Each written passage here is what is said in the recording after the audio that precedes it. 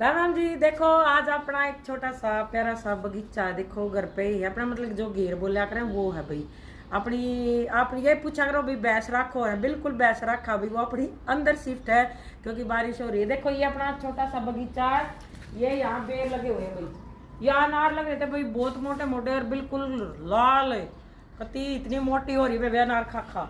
और वह ये अपना अमरूद है, मतलब सारी सुविधा पे छोटे से बगीचा में घर की सब्जी करा कर बोया करा।